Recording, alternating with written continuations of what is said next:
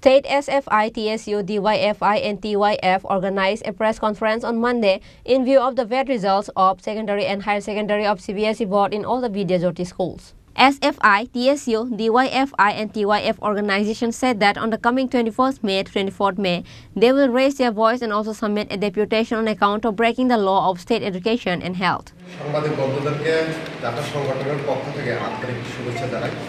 আপনারা জানেন ইতিমধ্যে আমাদের রাজ্যের শিক্ষার যে কি অবস্থা বেহাল অবস্থা পূর্বতন শিক্ষামন্ত্রী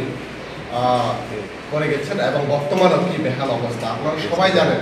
2021 সালের 9 ডিসেম্বর বিদ্যাজ্যোতি প্রকল্প নামে আমাদের ভারতের মাননীয় প্রধানমন্ত্রীর হাত ধরে 500 কোটি টাকার একটা বাজেট নাকি পেশ করা হয়েছিল যেটা নাকি বিদ্যাজ্যোতি প্রকল্পে ত্রিপুরা রাজ্যের সমস্ত ছাত্রছাত্রীর উন্নতির খাতে ব্যয় করা হবে বলে একটা ত্রিপুরা রাজ্যের পুরো অ্যাডভার্টাইজমেন্টের পদ্ধতিতে ডাকঘর দিয়ে ইনোগ্রেশন করা হয়েছিল তখন নতুন নতুন সেটা হয়তোবা রাজ্যের মানুষ ভালো কিছু হবে আমরাও ভেবেছিলাম হয়তোবা ভালো কিছু হবে তার সত্ত্বেও এই যে 500 কোটি টাকা যে বাজেট শিক্ষার খাতে বিদ্যাজ্যোতি প্রকল্পের যে মিশন 100টা স্কুল নেওয়া হয়েছিল এত 500 কোটি টাকা বাজেট দেওয়া সত্ত্বেও আমরা দেখতে পেয়েছি স্কুলগুলোতে ডেভেলপমেন্ট ফিসের নামে প্রতি বছর ছাত্রছাত্রীদের কাছ থেকে 1000 কোনো স্কুলে 1500 টাকা নেওয়া হয়েছে আর স্কুলের পোশাক বই বাবদ ওইটা প্রয়োজনীয় সামগ্রী ছাত্রছাত্রীদের তার জন্য যে অর্থ সেটা ছাত্রছাত্রীদেরকেই বহন করতে হয়েছিল যেটা পুরোপুরিভাবে আমাদের যে মূল দাবি সবার জন্য শিক্ষা সবার জন্য কাজ এবং আমাদের সংবিধানের যে অধিকার শিক্ষার অধিকার সবার জন্য ফ্রি অফ এডুকেশনের যে ডিমান্ড আমরা এসএফআই টিএসইউ প্রথম থেকে করে আসছিলাম এটার বিরুদ্ধে গিয়ে এই সরকারের এই সিদ্ধান্ত তো প্রথম থেকে আমরা বিদ্যাজ্যোতি প্রকল্পের বিরোধী করে আসছিলাম এবং কেন করে আসছিলাম আজকে রেজাল্ট দেওয়ার পর আমরা আমাদের রাজ্যের বাসীও হয়তোবা এসএফআই টিএসইউ কেন এর বিরোধিতা করেছিল তার আজকে হয়তোবা তারাও বুঝতে পেরেছেন আপনারা দেখতে পাচ্ছেন এক ক্যাটাগরির স্কুলগুলো তো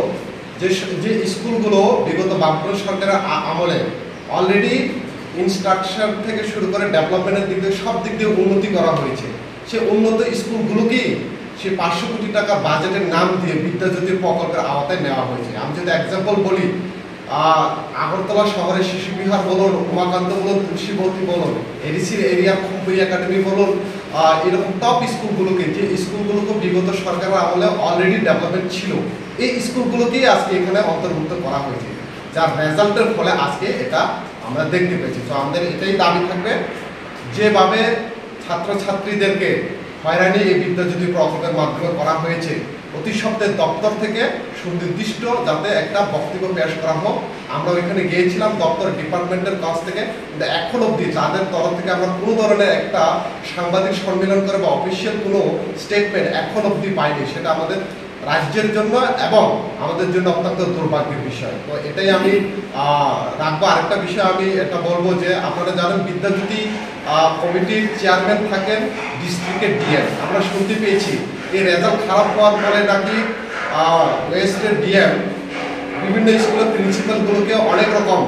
অভিভাবকদের দ্বারা পিটিয়ে দেওয়া হুমকি কেন এরকম স্কুল রেজাল্ট খারাপ হয়েছে অনেক কিছু কথা ওনারা বলছেন যদি এরকম হয়ে থাকে আমাদের সংগঠনের তরফ থেকে এটার আমরা তীব্র নিন্দা এবং বিরোধিতা জানাই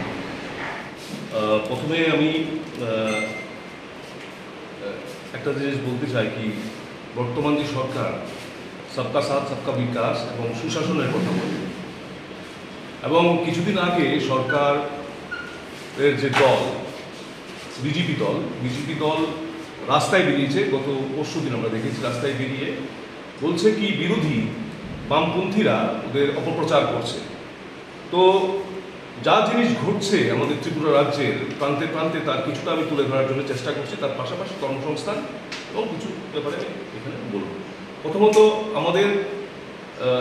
ত্রিপুরা উপজাতি গণমুক্তি পরিষদ এবং টিওয়াইএফের ট্রাইবেল ইউথ ফেডারেশনের প্রতিনিধিরা কমরেড রাধাচরণ দেববর্মার নেতৃত্বে ছামনু ব্লকে যান গিয়ে দেখেন এখানে ম্যালেরিয়া আক্রান্ত দুইটা পরিবারের সাথে দেখা করে প্রথমত একজন মহিলা মারা গেছেন যিনি মধ্যবয়স্ক তারপরই পাশেরই গ্রামে 2 কিলো গ্রাম এরিয়ার নাম 16 বছরের এক যুবক ম্যালেরিয়া রোগে আক্রান্ত হয়ে মারা গেছেন এবং সেই মারা যাওয়ার ক্ষেত্রে লক্ষিত করা হচ্ছে কি পুরোপুরি সরকারের নিষ্ক্রিয়তা গাফিলতির কারণে ওই এরিয়াতে সারা যে বসতি আছে ওইখানে ম্যালেরিয়ার ব্যাপক আক্রমণ। ওইখানে ওষুধের যে মাত্রা এবং সরকারি ডাক্তারের পরিষেবা যা প্রদান করা দরকার একটুকু বর্তমান সরকারের পক্ষ থেকে কিছুই করা হচ্ছে না। আমরা দেখেছি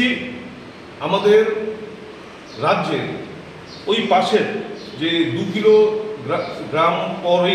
গ্রামের পরেই 3 কিলো এরিয়া এটা শুরু হয়। ওই এরিয়াতে কর্ণ বাসু ত্রিপুরা 26 বছর বয়সী এক পরিযায়ী শ্রমিক ব্যাঙ্গালোরে মানে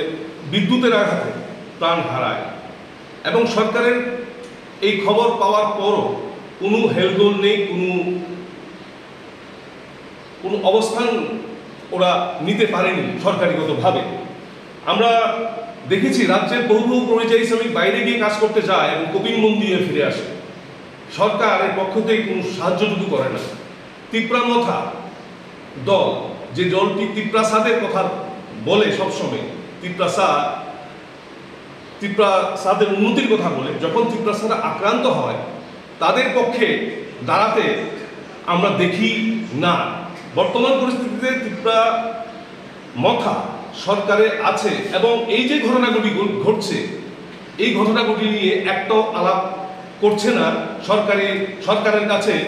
এইগুলি নিয়ে কোনো আলাপ করছে না। তার পাশাপাশি আমরা দেখেছি এই যে দীপরাজ দেববর্মার ফ্যামিলি কাছে আমরা গেছিলাম, বহিরাজ্যে সরকারি গাফিলতির কারণে গিয়ে আক্রান্ত হয়ে অ্যাক্সিডেন্ট হয়ে মারা গেছে, তার পরিবারের প্রতিও সরকারের কোনো দায়বদ্ধতা নেই আমরা লক্ষ্য করছি এবং সরকার নিষ্ক্রিয়। এই যে অবস্থাগুলি চলছে বেকার যুবকদের সাথে, এই অবস্থাগুলির আজ ত্রিপুরার সুশাসনের পুরা একদম ছবি মানুষের কাছে আমরা তুলে ধরলাম। টিওআইএফগতভাবে ত্রিপুরা রাজ্যের যে আনএমপ্লয়মেন্ট রেট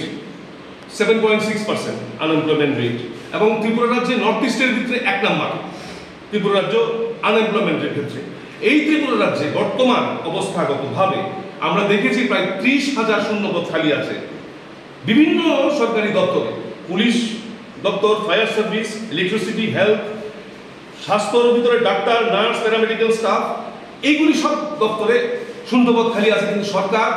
পক্ষ থেকে এই বেকারদেরকে চাকরি পাইয়ে দেওয়া বা জুগিয়ে দেওয়ার ক্ষেত্রে কোনো ভূমিকা নিচ্ছে না। আমরা দেখেছি কি জেআরবিটির যে পরীক্ষা হয়েছে,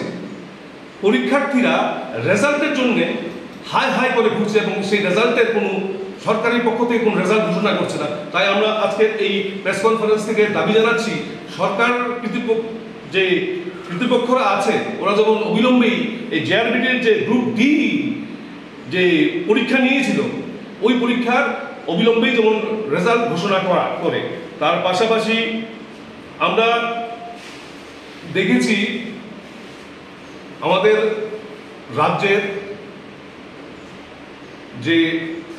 দল যার নাম তিপ্রামথা, ওর উত্থান হয়েছিল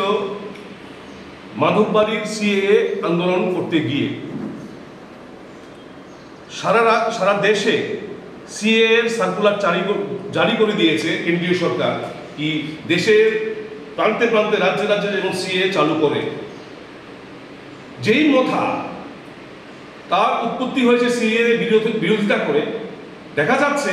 এই মথার সুপ্রিমো এবং তার দলের নেতৃত্বরা এই সিএএ নিয়ে আমাদের রাজ্যের উপজাতি অংশের মানুষকে স্পষ্টীকরণ দিচ্ছে না। আমরা টিওআইএফ এবং অন্যান্য বামপন্থী সংগঠন এই সিএএ এর বিরুদ্ধে আমরা লড়াই করে এসেছি এবং সিএএ এর বিরুদ্ধে আমরা এখনো দাঁড়িয়ে আছি। মথার নেতৃত্বরা জানা ওদের ব্যক্তিগত বা ওদের দলগত কি অবস্থান এই সিএএ সম্বন্ধে, আপনাদের মারফতে আমরা এই জানাতে যাচ্ছি। Reported by Pranab from Agartala, Chini Khorang.